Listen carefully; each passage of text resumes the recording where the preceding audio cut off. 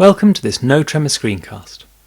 My name is Seb James, and in this video I'm going to be talking about a model of the part of the brain which controls the rapid eye movements which you make all the time to direct your gaze to regions of interest.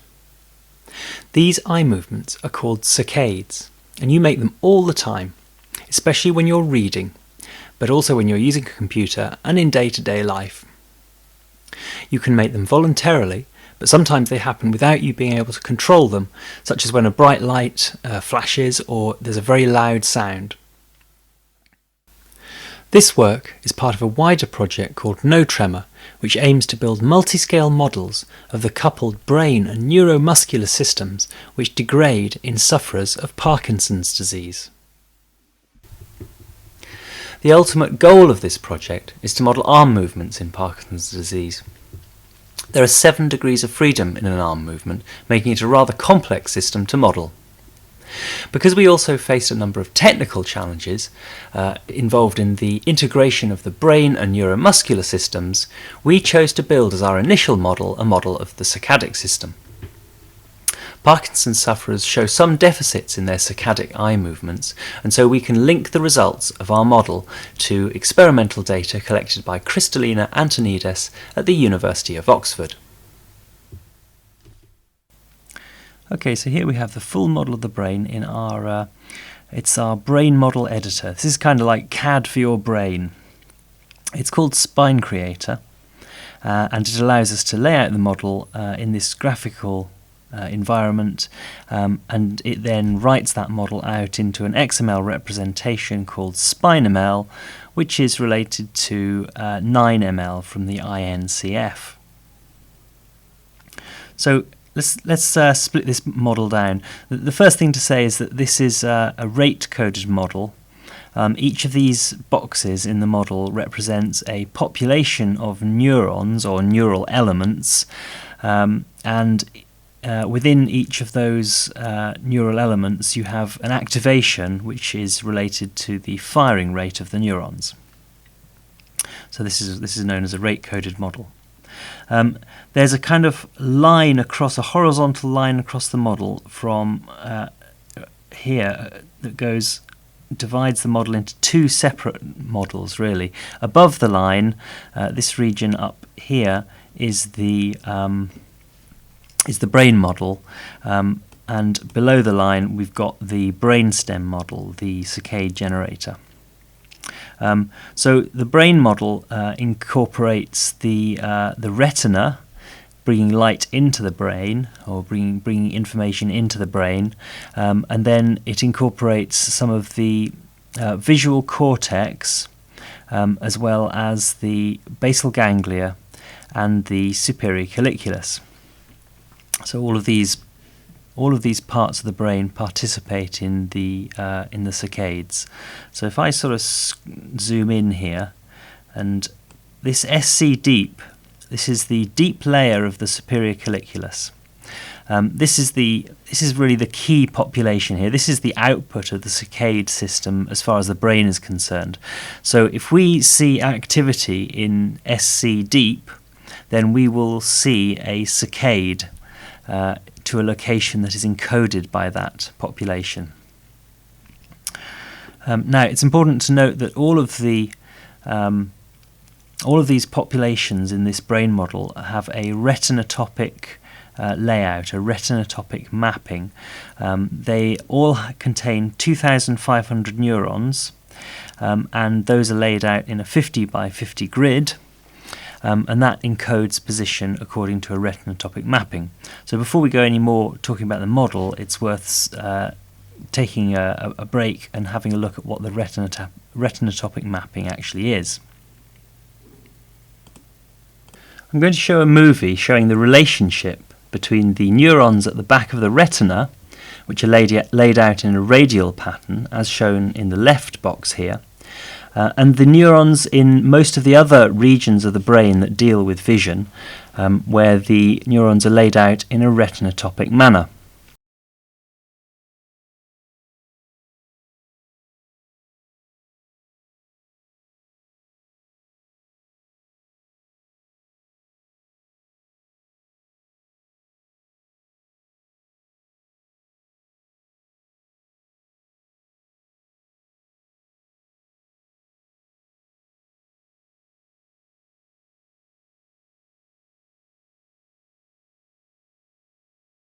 So let's start the movie and see how a moving luminance appears in the retinotopic map. So in this first part of the movie we see a square luminance, which is always the same size, moving from the centre of the visual field out to the edge and back again. As it moves out, it activates fewer and fewer of the neurons in the retina. As it returns to the centre, a much larger number of neurons are activated in the fovea. This demonstrates how a motion along any radius in the visual field leads to a vertical motion in the retinotopic map.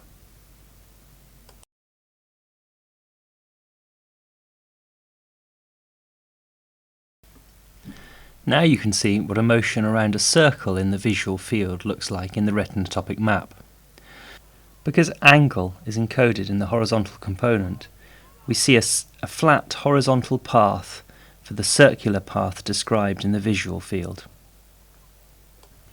As the circular path gets closer and closer to the fovea, we can see that more and more of the neurons are being activated. We can start to see the shape of the object in the retinotopic map. You can sort of see a square rotating around as the luminance follows the path around the fovea. Okay, so now we understand the mapping, let's get back to the brain model. Okay, so now we know what a retinotopic mapping is. Let's have a look at the brain model here. We start out in the world population. This just takes information in about the location of the luminances in the world. And this feeds in information about the locations of the luminances into two pink populations here, which are the retina. We've got two. One of them reacts quickly to light, and the other one has a slower reaction to light. And the inhibition here, a dot on the end of these lines means inhibition. The inhibitory connection here means we get a phasic signal, a signal about changes in the retina, passing directly into a more superficial layer of the superior colliculus, which then feeds into the SC deep, which we said before was our output layer. So this gives us a direct connection from visual information coming into the eye, going straight through to the neural population, which generates an eye movement. And that's the sort of the oldest, evolutionarily, that's the oldest route through from input stimulus to eye movement. However, since that evolved, there have been some developments. So in more recently developed mammals, we have a cortex, and the cortex participates in eye movements, both because mammals can make voluntary eye movements, and also some involuntary eye movements are processed within the cortex. We've simplified our cortex down to a single population, which we call frontal eye field, although really this kind of incorporates more of the functionality of the lateral interparietal region, the parietal eye fields. However, that's our cortex in this model. Cortex, the frontal eye field, talks to our thalamus population here, and this the thalamus provides a connecting loop between the cortex and the basal ganglia. So these 5 populations over on the right here are the basal ganglia. This acts as a kind of switching mechanism, and it's of critical importance in Parkinson's disease because it is it's the dopamine producing neurons that feed the striatum, these 2 input populations of the basal ganglia. It is those dopamine producing neurons which die off in sufferers of Parkinson's disease and cause the pathology. So we can see here that our modelling has loops through from cortex, through the basal ganglia, through to the output population of the basal ganglia, which is the SNR, the substantia nigra pars reticulata. The SNR feeds into the SC deep, which which is the output population for the saccadic system. And so what we really see is we've got input coming in from frontal eye fields, which encodes position. We've also got input coming in from the superior part of superior colliculus, the superficial part of superior colliculus, again encoding position. And then this connection in from the basal ganglia, that's an inhibitory connection, and in general that's inhibiting the whole of SC deep, so it's preventing SC deep from doing anything. But when we get a connection into the basal ganglia, a channel, a signal into the basal ganglia, that releases the inhibition on that signal and allows, it's the same signal that's coming through directly into SC deep, and it allows that signal then to build up in SC deep, which can then generate a saccade. The rest of this model, the second part of this model, is the brainstem model. In this case, we've got just one neuron per population. So we've got a dimension reduction here from 2,500 neurons encoding position through to a left, right, up and down set of channels, which are going to feed down.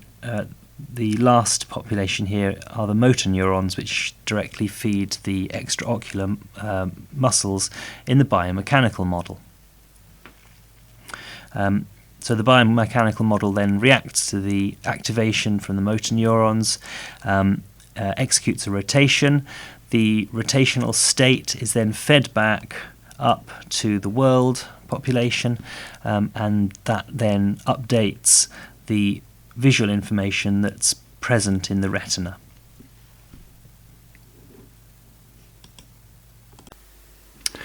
Okay, so now we're going to run the model. The model is on this computer that I've got a terminal onto.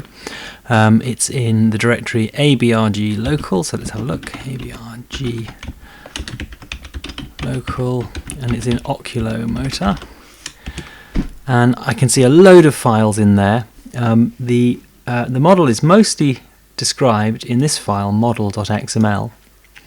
That just defines all of those populations, the way they're laid out, the way they are interconnected. We've got a whole load of files in here, like this one and this one in linear.xml. These define the components from which the populations are constructed. And then we've got a whole load of binary files which specify the individual connectivity between the populations on a neural element level. So there's a whole load of information in that directory which defines the model, and I just really wanted to to show you that's where it is. So to run the model, I'm going to run it from the SpineML to Brahms directory. SpineML to Brahms is essentially a set of scripts which takes that XML definition, that SpineML model, and it constructs C++ code for the different populations, and then compiles that C++ code and then runs it with a sort of simulation, an execution coordination system called Brahms. So let's see how we're going to run this. So I've got a command line I prepared earlier. This is the script, the main script that I'm going to run to actually to run the system. I'm drawing from the model which I showed you above in abrg local Oculomotor. I'm selecting a particular experiment, the 0th experiment, from that model description. If we have a look over here, we can see a number of experiment.xml files there. Those define different ways of running the model. You might have an experiment which defines running the model for a certain period of time with a certain amount of logging, and then you might have another experiment where you run it for a longer period of time, maybe with a reduced amount of logging, only logging particular populations. If you log everything from every population in the model each time you run it, you can generate an awful lot of data. So that's the reason for having different experiments. I'm going to output the results into this directory here, fast data PC1 SSJ, that's me, slash Oculomotor. And then the last command line arguments are these -p arguments, which allow me to set properties in the when I run the experiment. So essentially the experiment and the model define all of these properties, but I can override them at the command line, which can be very useful for running the model multiple times or exploring a parameter space. So if I go ahead and run that, first of all, it's actually running through and checking that it's compiled all of the elements, and then here it is executing the system. This little window here in the middle is the one window that you get from Brahms, and it just gives you an update of how things are going. We can see there's a little bit of text output from the model, and it's giving us the rotations of the eye, and you can see now that we've got a rotation. It's the rotation about the y-axis, so that's actually a leftward motion, and that's in degrees. So it's the eye has now rotated just about 5 degrees, and that's the end of the simulation.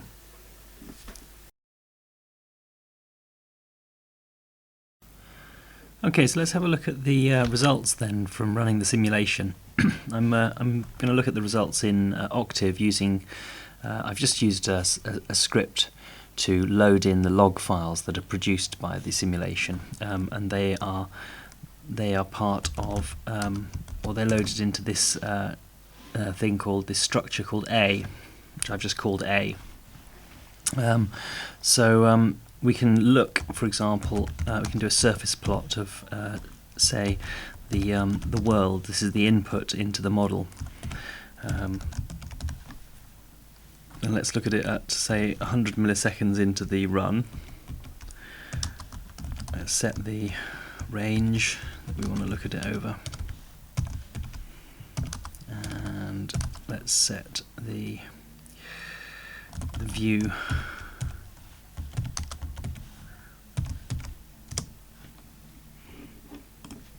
Have a better range. 0.2, that's more like it. Okay, so here we can see we've got, this is the 100 milliseconds into the model.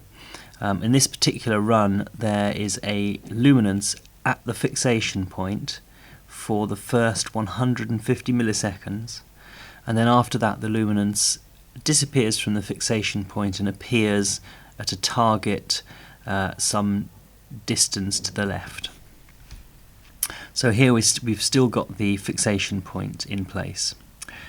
So if I look at the world at 151 milliseconds into the experiment, we can see that it switches across, and now our luminance is further out radially, so it's exciting far fewer neurons than it was at 100. In fact, if we just look at that at 150 milliseconds, we'll see it's the same at 150 milliseconds, and it is a discontinuous change between 150 and 151 milliseconds. So that's there's our target. If we look at some of the other, so if we look at the frontal eye field at that time, we've still got 151 milliseconds, even though the luminance has moved in the world. The frontal eye field is still registering, is still active for the previous fixation. If we look at the superior colliculus, there's nothing going on in the SC superficial, but that will change if we step forward in time. Let's go to 154. Go to 156. You can just see we're starting to build up a peak in SC superficial, and as time goes on that peak should rise and then drop away. It's still going, it's still moving up by 175. It's dropping away by 200 milliseconds. Okay, so there's a phasic change in SC superficial from the change in the luminance. If I then look at the deep layer of the superior colliculus, at the same time, 220, there's nothing going on there at all. And if we step back in time, 200, back to 180 milliseconds, we can see there's nothing going on there. There's just the noise in that population. So the signal in the superficial part of superior colliculus hasn't made it through to the deep layer of superior colliculus, and that's because, if you remember, the superior colliculus deep is being inhibited by the substantia nigra pars reticulata. So let's have a look at the substantia nigra at around the time of the target change. So let's make that 151. Oh, nothing doing. Let's have a look. I think it's our Z limb. Okay, we've basically got nothing doing in SNR. It's at a level of 0.4, so that's its tonic activation, and that is holding the superior colliculus deep low. It's inhibiting superior colliculus deep. If we step forward in time, let's do it in reasonably coarse steps. Let's go to 180, and then 200, 210, 220, 230. We can just see it's the tonic level in general is coming down now. 250. At 250 milliseconds, you can just see a dimple forming. 260. And there it's starting to appear. It's a dimple in the SNR, in the inhibition. So that's dropping down. And if we move forward all the way to 300 milliseconds, and if I rotate this map around, you'll see that that's turned into quite a dip now. So we're getting less inhibition in that region, and that's feeding through to SC deep. And if I look at SC deep at the same time, we can see we've got a peak of activity now in SC deep. And that activity in superior colliculus deep is going to start to drive the saccadic generator. So let's create a new figure, and let's have a look at let's plot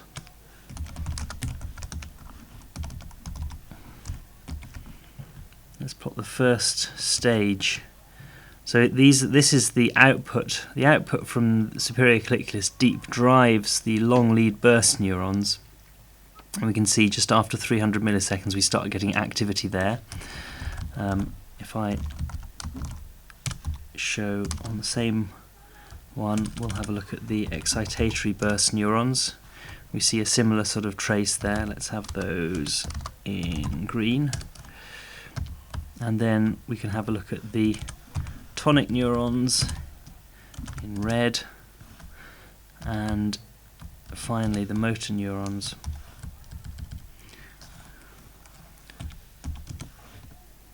There we go. So we see the whole of the saccadic generator producing this dotted red output line, which is the motor neuron activation, which runs into the eye model. And then if we plot the output of the eye model, this is the Patras developed eye model,